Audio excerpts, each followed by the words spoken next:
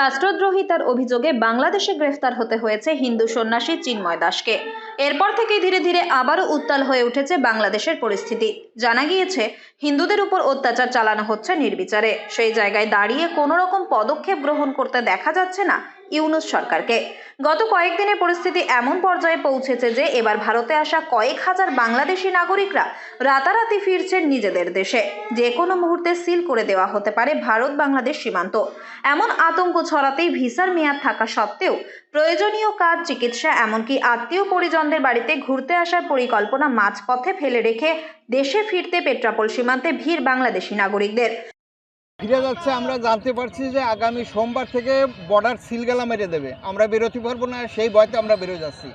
আমাদের ভারতে আত্মীয় স্বজন রয়েছে, আমরা তাদের সাথে যোগাযোগ করি, কিন্তু এই যে কথাটা করলো, আমি গতকালকে আসছি, আজকে আমার চলে যাচ্ছি আছে আত্মীয় স্বজন রেখে।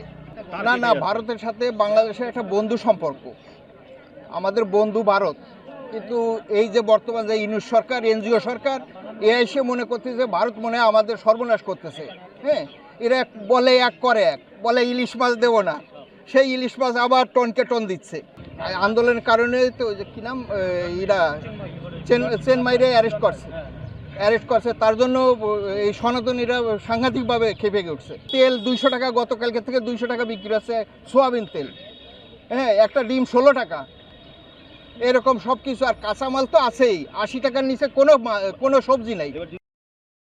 দেশে ফেরার জন্য পড়ছে লম্বা লাইন। বাংলাদেশে হিন্দুদের প্রতি অত্যাচারে কড়া প্রতিক্রিয়া জানিয়েছে ভারত। সেই পরিস্থিতিতে ভারত বিরোধী নানা মন্তব্য ছড়িয়ে পড়েছে সোশ্যাল মিডিয়ার ওয়ালে। ফলে ভারতের সঙ্গে পরিস্থিতি খারাপ হলে বন্ধ হয়ে যেতে পারে সীমান্তের দরজা। অন্তর্বর্তীকালীন সরকার ক্ষমতায় আসার পর থেকেই জরুরি চিকিৎসা পরিষেবা ছাড়া মিলছিল না ভিসা। ভারতের সঙ্গে বাণিজ্যিক আদান প্রদান চললেও সে দেশে অস্বাভাবিক জিনিসের মূল্য বৃদ্ধি অন্যতম কারণ হয়ে উঠছে মাথা ব্যথার। এই পরিস্থিতিতে এখন বাংলাদেশে থাকা পরিবার পরিজনদের পাশেই থাকতে চাইছেন ভারতে ভ্রমণে আসা বাংলাদেশি নাগরিকেরা। তাদের নিজেদের ব্যক্তি স্বার্থের দিকে ভাবছে, তারা দেশের জনগণ বা দেশের মানুষের কথা ভাবছে না। তারা সংস্কার নিয়ে আছে, তারা যে কী সংস্কার করছে তারাই ভালো জানে।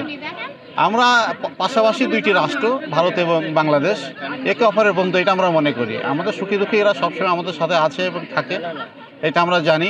কিন্তু আমাদের উচিত না কখনোই, আমি বাংলাদেশের নাগরিক হিসাবে আমি বলবো যে আমাদের কখনোই উচিত না যে একটা দেশকে কটূক্তভাবে কথাবার্তা বলে সেই দেশকে উস্কি দিয়ে বা সেই দেশের সরকারকে উস্কানিমূলক বক্তব্য প্রদান করে তাকে উস্কানি হোক বা তার বিরূপ প্রভাব আমাদের সাধারণ বাংলাদেশের যে জনগণ আছে আমাদের উপরে পড়ুক, এটা আমাদের কাম্য না। আমরা চাইছি এর থেকে ভালো কিছু একটা সলিউশন আসুক। তাই পেট্রাপোল সীমান্তে যাত্রীদের লম্বা লাইন চোখে পড়ছে দেশে ফেরার। তাদের সঙ্গে কথা বলে জানা যায়, বর্তমান তৈরি হওয়া পরিস্থিতি নিয়ে যথেষ্টই উদ্বেগে তারাও। যদিও পণ্য আমদানি রপ্তানির ক্ষেত্রে এখনও তেমন কোনো প্রভাব পড়েনি বলেই জানালেন পেট্রাপোল বন্দরের ক্লিয়ারিং ও ফরওয়ার্ডিং এর সম্পাদক কার্তিক চক্রবর্তী। কিন্তু আন্তর্জাতিক আমরা ব্যবসার সঙ্গে যে যুক্ত আছি যারা, এখনও পর্যন্ত সেরকম কোনো এফেক্ট আমাদের মধ্যে আসেনি। ব্যবসা আগে যেরকম ছিল এখনও তাই আছে।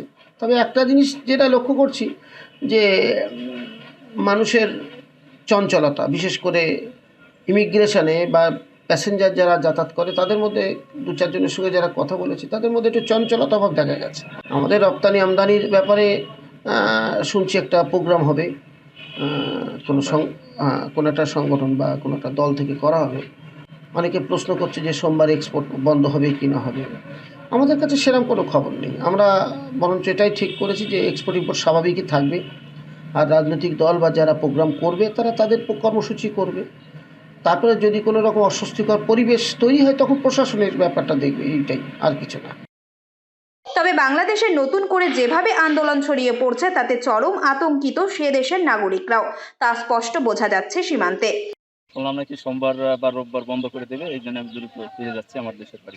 ভিসা দিচ্ছে না এবং বাংলাদেশে অনেক দুর্নীতি হচ্ছে ভারতের এসব নিয়ে। চিন্ময় প্রভুকে এবং বাংলাদেশের পতাকা নিয়ে অনেক অবমাননা হচ্ছে, একটা অভিযোগ আমরা শুনতে পেয়েছি, যার কারণে ভরারও অনেক ভিড় আমরা দেখতে পাচ্ছি।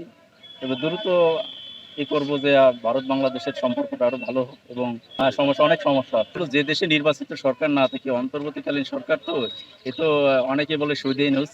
দেখেন, যে দেশে 20-22 বছরের ছেলে আপনার সচিবালয়ের দায়িত্ব পায়, তারা কি বলবে আর কি পলিটিক্যাল করবে। যে দ্রুত একটা নির্বাচন দরকার। তবে পরিস্থিতি স্বাভাবিক হোক, ভারতের সঙ্গেও সম্পর্ক থাকুক সুস্থ চাইছেন সকলে।